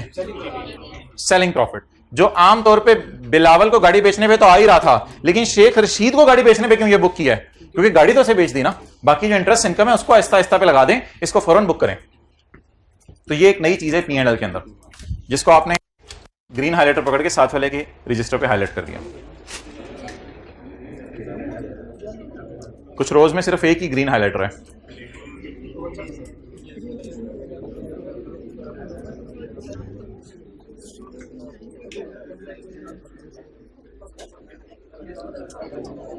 ओके, बैलेंस शीट तो ऐसे टाइम जाया कर रहे हो यार, ऐसे तुमने बैलेंस शीट कह दी। बैलेंस शीट बना लो। बैलेंस शीट में क्या 31/12/5 की बैलेंस शीट बना लो। हमारे साल की पेमेंट के नीचे लाइन लगा दें। तो ये करंट हो गया और ये नॉन करंट हो गया, बस बैलेंस शीट बन गई। Non current asset inventory show करूं या इन्वेंट्री गई? इन्वेंट्री गई, गया, गई। नॉन करंट एसेट में लीज रिसीवेबल और current portion of lease receivable 107। Interest receivable नहीं है क्योंकि जितना इंटरेस्ट था वो साल के आखिरी दिन मिल गया, ऐसे ही है ना? जितना इंटरेस्ट था साल के आखिरी दिन मिल गया ना। एरियर के सवालों में तो इंटरेस्ट रिसीवेबल नहीं आता, एडवांस के सवालों में आता।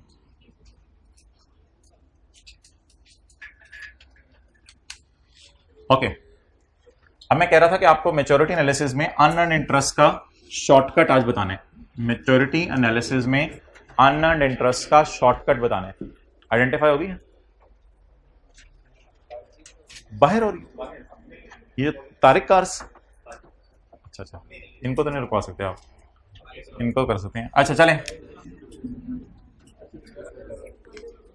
चलें, बोले बोले बोले बोले बोले। मैच्योरिटी एनालिसिस हेडिंग, कंपनी का नाम एप्पल बी। ये एप्पल बी क्या कोई फल है? ये एप्पल बी सेब की मक्खी। Note to the financial for year ended 31/12/5 जी। नोट का नाम फाइनेंस लीज। Note number 9.1। अच्छा ठहरें जरा, आज भाई आप खड़े हो जाए, क्लासेस वाले भाई, नाइकी की कैप लिखवाएं जरा इंग्लिश आज।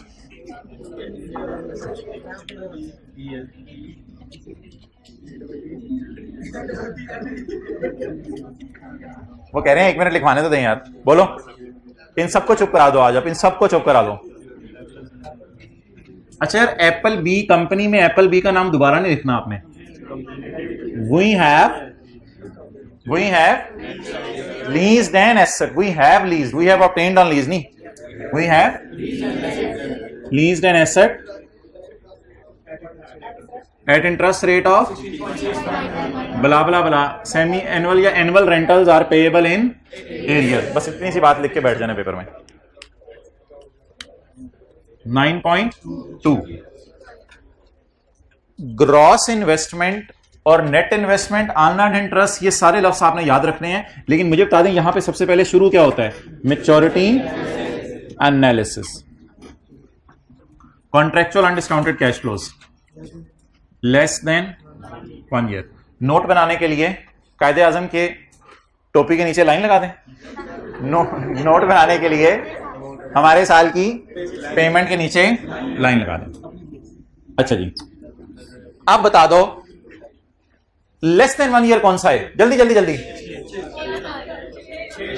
6। मैं 200 ये बोलता ना तो मैंने इसके साथ 200 दफा जो है ना वो इसको थप्पड़ मारने थे, तो 200 नहीं बोलना। 31/12/5 के लिए लेस देन 1 ईयर क्या है? 6। 1 to 2 ईयर 7, 2 to 3, 3 to 4। इसलिए इतने कॉन्फिडेंस से बोल रहे हैं कि कैलेंडर ईयर एंड है। ऐसे कोई 31 मार्च अप्रैल नहीं बोलती, मान लो। अच्छा, तो okay guys, understand, less than 1 you 1 to 2, 2 to 3।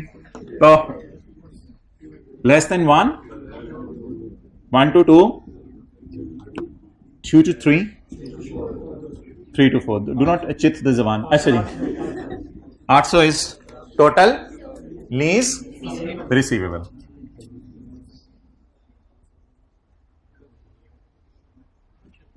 Total lease receivable. Next जी, आगे बताएं। रिकॉन्सिलिएशन, रिकॉन्सिलिएशन बताएं जी। Total lease receivable,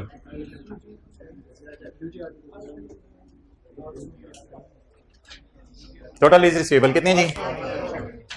800। यूजीआरवी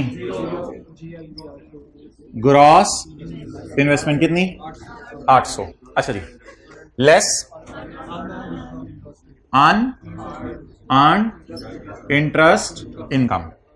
आज मैं आपको अनइंटरेस्ट इनकम के निकालने के 2 तरीके बता रहा हूं। ये चोंच नहीं है, ये अनअर्न्ड इंटरेस्ट इनकम निकालने के मैं आपको कितने तरीके बता रहा हूं? 2।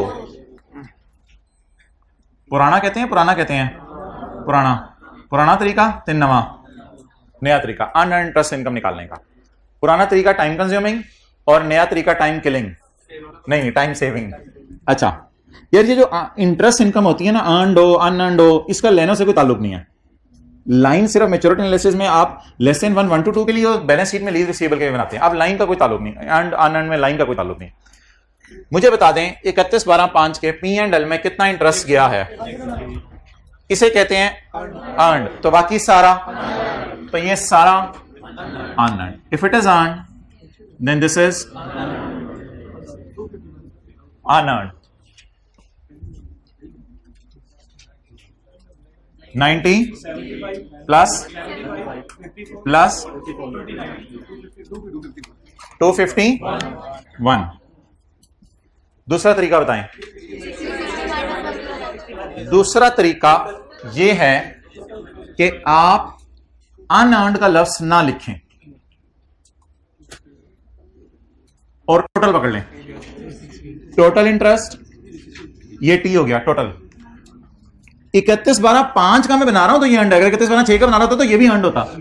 तो अब अगर मैं 31/12/5 का बना रहा हूं तो total minus earned is equal to, अब अगर मिसाल के तौर पे 15 साल की लीज हो तो ये शेड्यूल ही बनाते रहेंगे फिर अनअर्न्ड निकालने के लिए। तो 14 दफा अनअर्न्ड जमा करेंगे। तो 14 दफा अनअर्न्ड जमा करने की बजाय कानपट्टी पे बंदा जाए थप्पड़ मारे, उसको कहे भाईजान टोटल में से एक अर्न्ड माइनस। हाँ रशीद में पागल हो गया सी मैं, 14 बारी अनअर्न्ड। तो अब 4 दफा अनअर्न्ड जमा करने के बजाय टोटल में से एक दफा अर्न्ड माइनस करें तो बाहर एक चीज आएगी, उसका नाम होगा अनअर्न्ड। ट्राई करें, टोटल बोलें। ये 360 आपने जीआई और एनआई का डिफरेंस उठाने, ये टोटल वाला इंटरेस्ट आपने उठाने जी। Total interest 360 minus earned, total minus earned, और ये तो अनअर्न्ड को जमा किया था, ये टोटल में से अर्न्ड माइनस कर देने की बात है जी। अच्छा ये फिगर कहां से पता किया करनी है? ये P&L से। जो भी हमारे P&L वाली फिगर है ना, वो जो P&L वाली फिगर है, इसमें लाइन का चक्कर नहीं होता। इसमें आपने P&L वाली फिगर को अर्न्ड लेना है, बाकी सारी को अनअर्न्ड जी। कितना आ गया 251। उसी तरह नेट इन्वेस्टमेंट ऑन 31/12/5 इज चना अप्रोच थी ना, ये तो मूंगफली नहीं थी, तो 549 यहां से मैच कर जाएगा 549।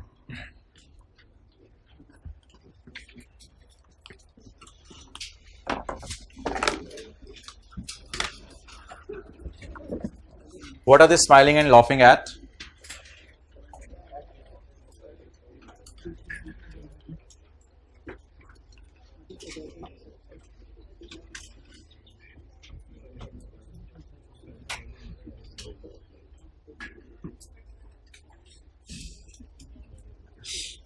अच्छा, ये जो आवाजें आ रही थी किस चीज की होंगी, जरा बताएं। मिस्त्री नहीं नहीं नहीं नहीं नहीं नहीं नहीं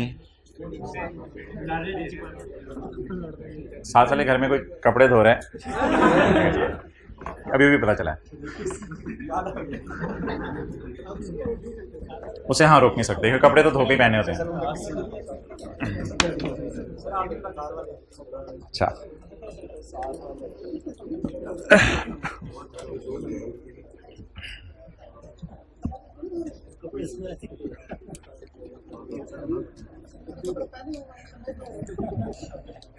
अच्छा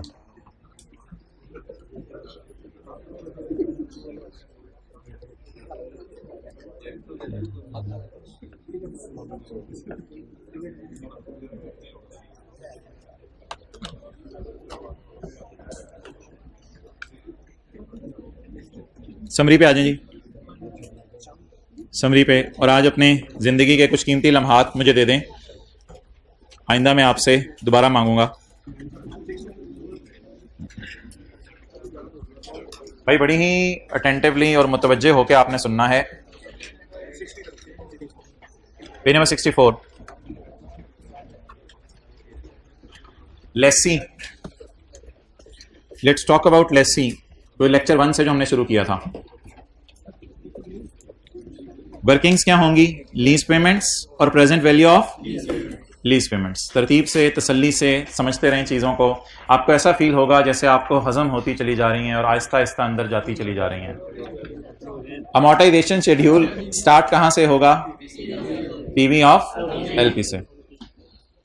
अगर ओनरशिप ट्रांसफर होनी है तो परचेज ऑप्शन की प्राइस पे करेगा लेसी, तो परचेज ऑप्शन की प्राइस पे करेगा। If reasonably certainty that he will exercise PO, purchase option. अगर रीजनेबली सर्टन है कि वो परचेज ऑप्शन एक्सरसाइज करेगा। ये फॉर्मूलाज आपको बताए थे एक दफा मैंने।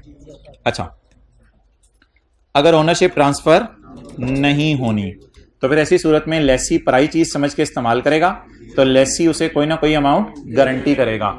जो अमाउंट लेसी गारंटी करेगा वो नहीं डालनी यहां पे।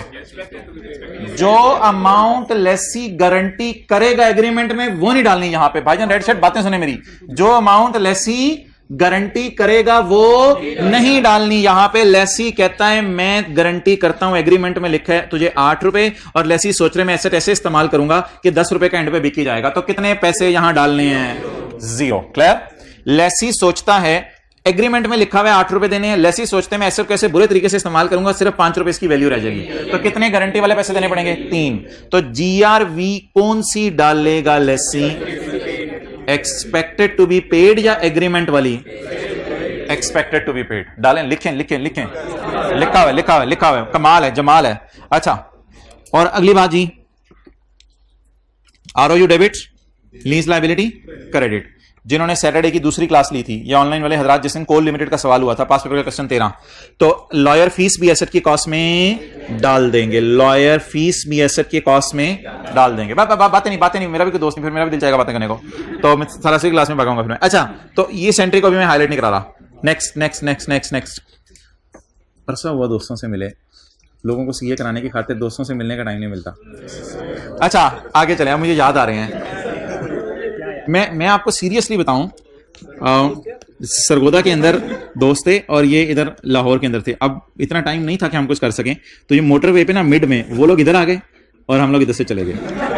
तो ये बस ये जज्बा था कि क्लास आपकी मिस नहीं होनी चाहिए भाई, ये जज्बा था। आगे चलें आगे चलें आगे चलें आगे चलें।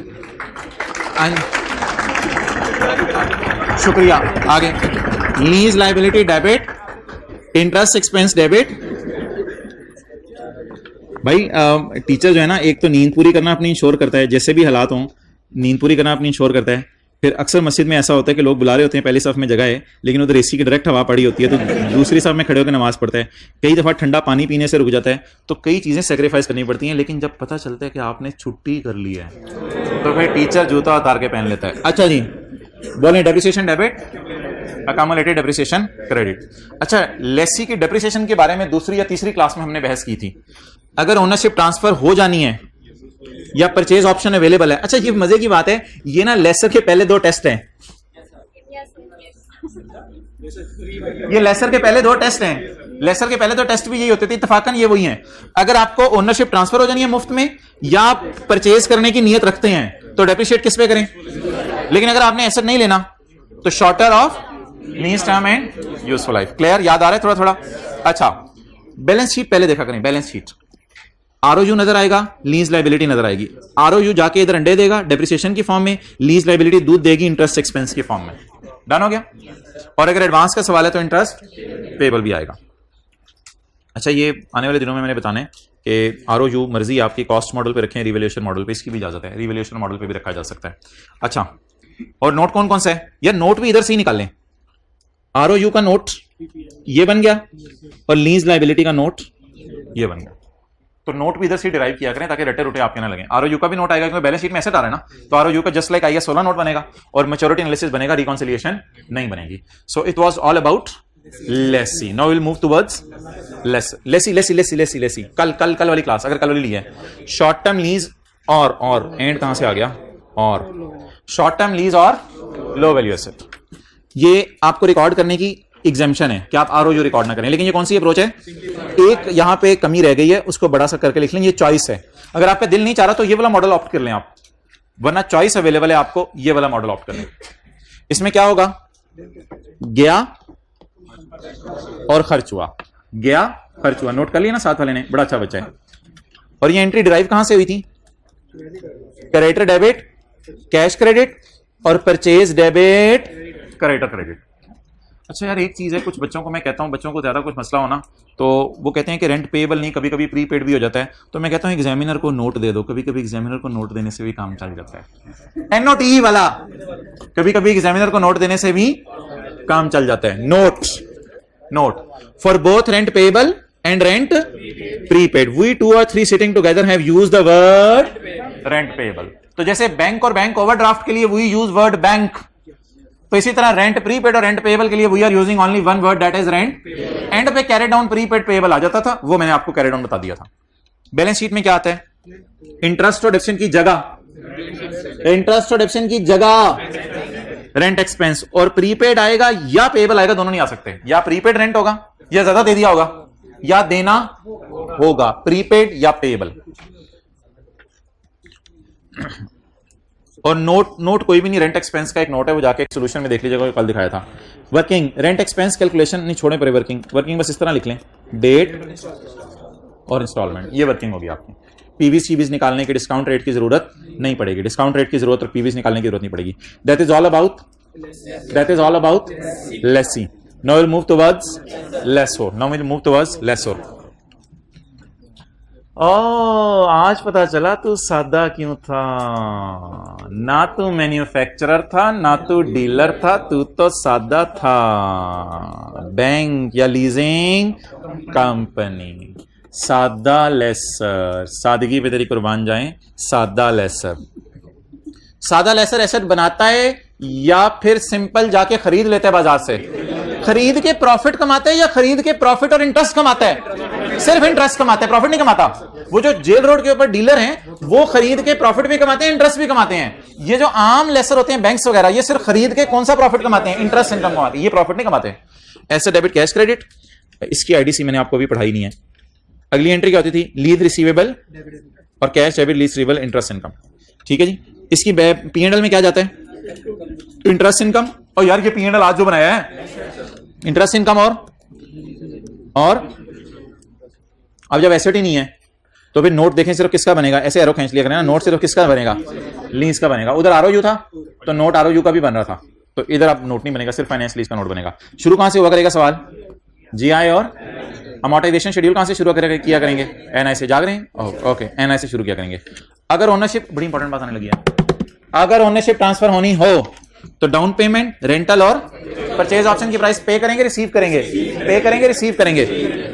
भाईजान ये जीआरबी एग्रीमेंट वाली होगी, ये जीआरबी एग्रीमेंट वाली होगी, दोनों की डिफरेंट होगी, दोनों के डिफरेंट अमाउंट्स होंगी, रेंटल दोनों के सेम होंगे, डाउन पेमेंट दोनों की सेम होगी, जीआरबी दोनों की सेम नहीं होगी।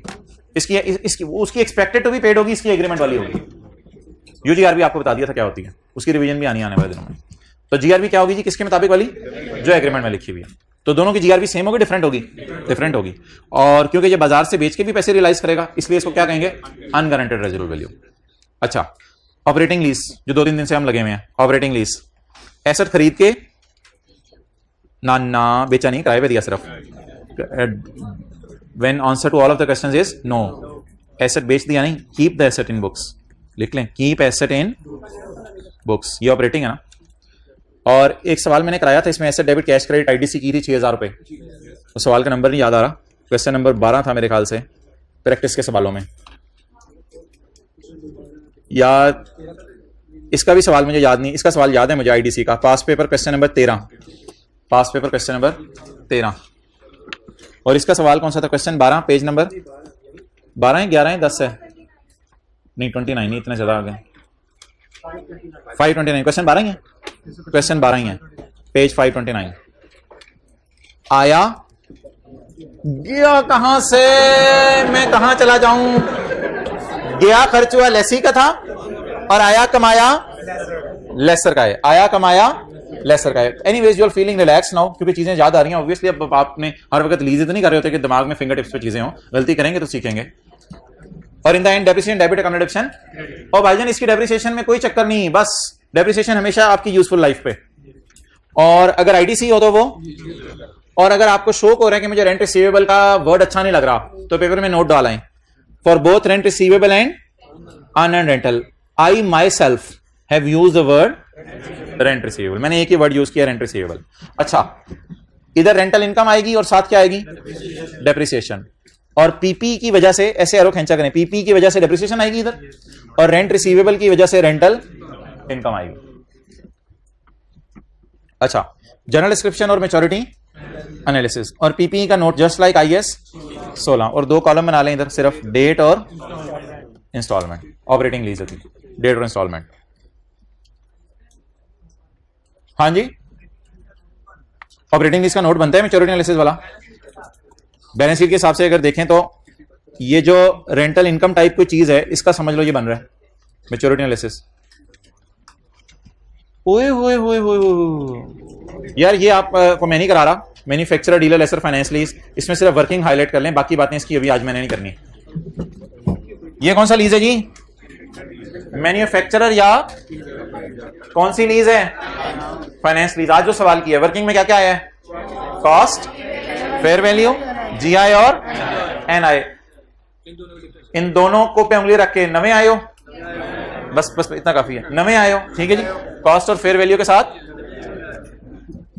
ये किस केस में ऐड हो गया, जब वो मैन्युफैक्चरर लेसर है या डीलर लेसर है। No, I am feeling that you are feeling relaxed, and if you are feeling relaxed, then I am feeling relaxed, and if I am feeling relaxed, then you are feeling relaxed, and vice versa. तो ये थोड़ा, someone has said that you should go now. He said to me, how he dare? But you said you should go now. We should go now. Okay. Otherwise, I was totally out. Okay.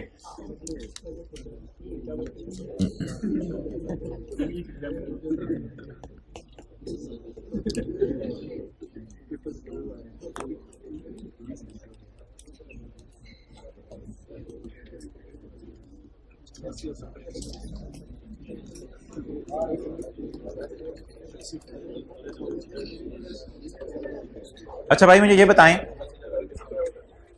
पप्पा जन पैसे पूरे करा लो, मुझे ये बताएं कि जो interest rate निकालना जिम्मेदारी किसकी होती होगी, लेसी की लेसर की, असल में लीज को इनिशिएट कौन करता है? लेसी की रिक्वेस्ट पे लेसर इनिशिएट करता है। तो इंटरेस्ट रेट जो छुपा हुआ लीज में होता होगा, जो लेना चाह रहा होता होगा, वो लेने वाला बैंक होता होगा या लेसर होता होगा। इसलिए अक्सर एक लफ्ज क्या आता था? Implicit rate. बिल्कुल, ये भाई अभी अटेंटिव हो रहे हैं क्योंकि इसकी बेस पे पास पेपर में सवाल आ रहे हैं। बिल्कुल, ये चेक वाली शर्ट ऑरेंज व्हाइट कलर। अच्छा, इंटरेस्ट रेट, छुपा हुआ इंटरेस्ट रेट किसको पता होता है? बैंक को या लेसर को पता होता है। ठीक है। और भाईजान जो बैंक लोन होता है उसमें लोन देने वाले लेने वाले दोनों को इंटरेस्ट रेट पता होता है, लेकिन जो लीज होती है उसमें लोन देने वाले को या एसेट देने वाले को इंटरेस्ट रेट पता होता है, लेकिन लेसी को वो इंटरेस्ट रेट हो सकता है बताए, हो सकता है ना बताए, क्योंकि लेसी ने सिर्फ रेंटल देने हैं। लेसी ने क्या देने हैं? तो लेसी की कोशिश होती है कि मुझे लेसर का रेट पता चले। लेसी विल यूज, वो लेसर अक्सर पर्दा डाल के रखता है इस रेट पे। लेसर इस रेट को पर्दे में छुपा देता है। लेसी को कहता है हम देख रेट क्या है। लेसी कहता है हाँ, तू ही नजर आ रहा है। तो लेसर के लिए कौन सा रेट है? उसका अपना छुपा हुआ रेट लीज का, जो वो अपने पास ही रखता है। लेकिन छुपा हुआ इसलिए कहते हैं कि लेसर कैलकुलेशंस करके इसको कैलकुलेट करता है। अच्छा, लेसी की क्या जिम्मेदारी है? Lessee will use lessor implicit rate if this rate is not known. और अगर लेसर कहता है नहीं बताऊंगा, कर ले जो करना है, नहीं बताऊंगा तो ये rate. If this is not known to lessee, अगर लस्सी को ये रेट नहीं पता, ही विल, वो फिर अपने रेट पे गुजारा चला ले। अपना रेट क्या मतलब? He will use his own, he will use his own rate नहीं, he will use his own incremental, फिर वो अपना मेंटल होने का रेट यूज कर ले। He will use his own incremental borrowing rate. I am going to discuss incremental borrowing rate, but first I want that you note it down on your खूबसूरत किताब। किताब के शुरू में है ना, आगे पीछे जगह होती है, किताब पे चीजें नोट किया करें जरा ध्यान। ठीक है, जहां भी नोट करना है रजिस्टर पे।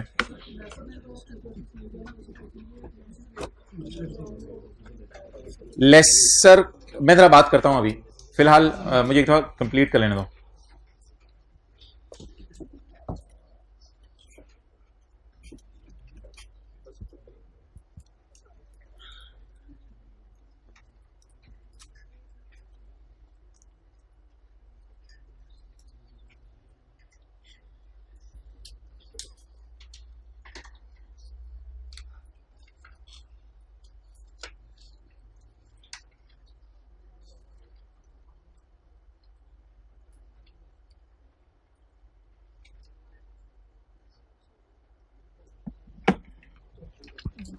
If this is not known to lessee, he will use his own incremental borrowing rate.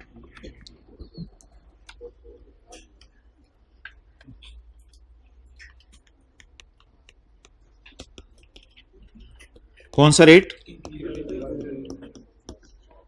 वैसे तो इंक्रीमेंटल बोरिंग रेट आके कैलकुलेशन या उस चक्कर में पढ़ने की जरूरत नहीं, आपके स्कोप में नहीं है, लेकिन इंक्रीमेंटल बोरिंग रेट का फिर भी मैं मतलब बता रहा हूं कि इंक्रीमेंटल बोरिंग रेट क्या होता है।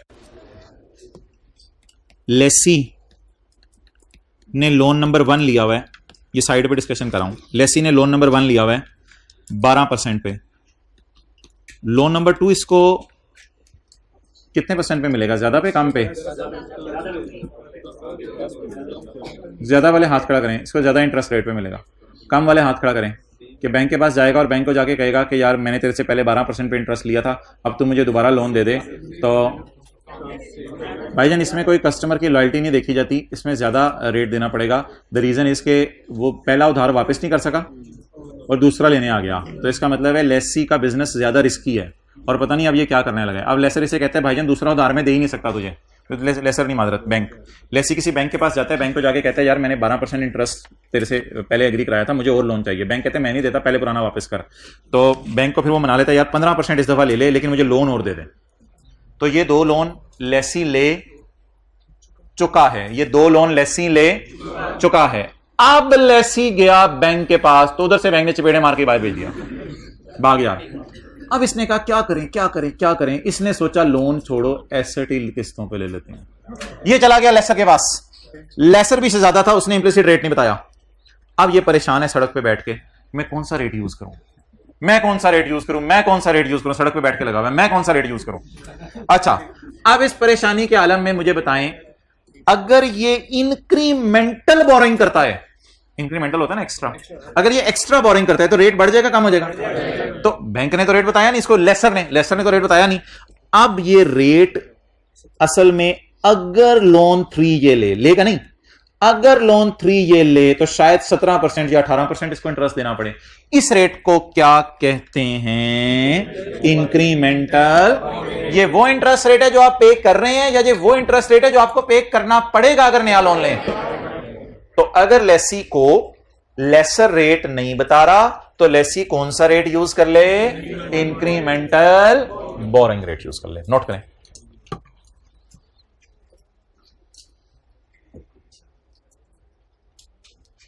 अच्छा, मैंने ना एक तीसरी चीज बनानी है, मैन्युफैक्चरर डीलर लेसर। वो बिल्कुल एक डिफरेंट इंटरेस्ट रेट यूज करते हैं, वो अलग बहस है। फिलहाल हमारी डिस्कशन 2 बातों पे हुई है। नंबर 1 किस पे? लेसी पे और सिंपल मैन्युफैक्चरर डीलर लेसर मैंने हेडिंग नहीं दी, वो एक अलग डिस्कशन है, वो बाद में होगी।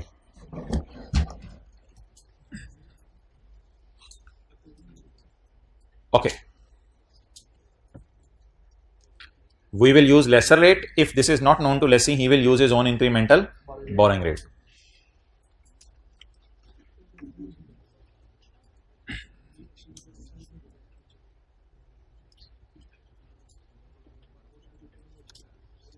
जी मुझे बताएं, ये जो एक पास पेपर का सवाल मैं आपके सामने खोल रहा हूं, लेकिन आप सवाल मत खोलें बेशक, मैं कुछ लाइनें पढ़ने लगा हूं, आपने मुझे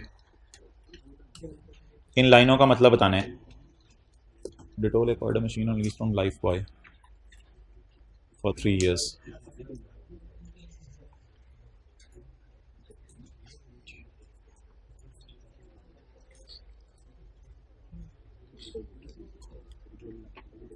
पढ़ेंगे जरा। हाँ जी, वो एक ही चीज है ना, ऐसे पैसे ले लो उधार या ऐसे ले लो किस्तों पे। On January January 2020, Dettol acquired a machine on lease from Lifebuoy Leasing Company for 3 years. Dettol कौन है?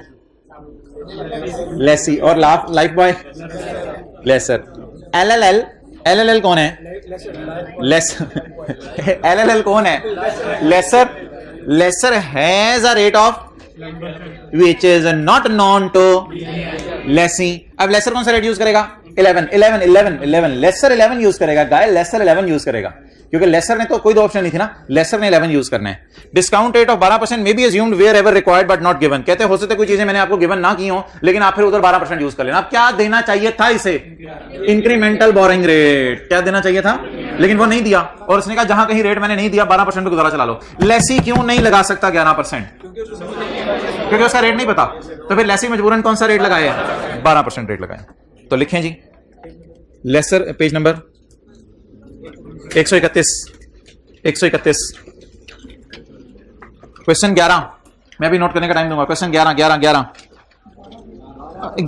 भी फ्रेंच वनीला परचेज्ड अ मशीन कॉस्टिंग ₹20 मिलियन। अच्छा इसको छोड़ें। FELL has incorporated rate of 15% which is not known to CLL. Incremental borrowing rate of CCL is 16% per annum. FELL मैं आपको बता रहा हूं लेसर है, और CCL मैं आपको बता रहा हूं लेसी है। मुझे बता दें लेसर कितना रेट यूज करेगा, लेसी कितना रेट यूज करेगा। ये ज्यादा अच्छा सवाल है नीचे वाले से, क्योंकि ये एग्जैक्ट हमने जो कांसेप्ट समझा उसके ज्यादा करीब है। FELL has implicit rate of 15% which is not known to lessee. Incremental borrowing rate of lessee is 16% per annum. तो पहले इस सवाल में लिख लें, लेसर का रेट 15%, लेसर 15% डिस्काउंटिंग के लिए रेट यूज करेगा। लेसी ने झाती मारी, लेसर ने चपेट मारी। तो अब लेसी को लेसर का रेट पता, तो फिर अपने रेट पे गुजारा चलाए। अगर दूसरों का रेट नहीं पता, फिर अपने रेट पे गुजारा चलाए। कितना? अपना 16%। डन। क्वेश्चन 12 प्लीज चलो सीए करें। लेसर का 11%, which is not known to, छुपा के रखा हुआ उसने रेट। तो फिर क्या करें? लेसी सवाल में कितने % रेट यूज करें? 12% रेट यूज करें। ये तरह खोलें बटन, है ही नहीं। दूसरा वाला खोलें। तैयार हो गए? होमवर्क तो वो एप्पल बी के नीचे वाला सवाल कर लीजिएगा। निकाल जरा वो एप्पल बी के नीचे। एवोकाडो है कौन सा है? एप्पल बी के नीचे वाला ऊपर वाला है? और यार तूने पास पेपर निकाल के दिया मुझे। हाँ होमवर्क है page 73 question 17। Manufacturer dealer lessor का सवाल आज होना जरूरी है वरना कुछ हो जाएगा। Page 73 question number 17।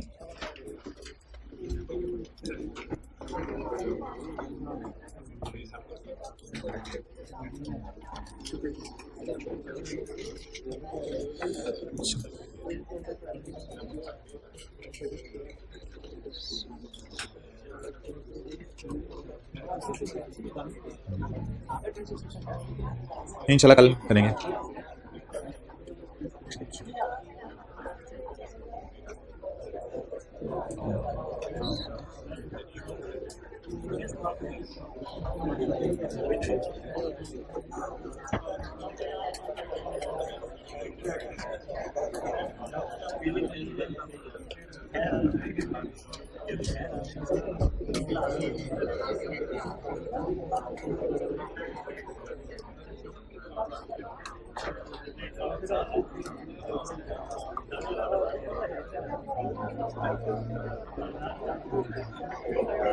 चलिए ठीक है जाएं।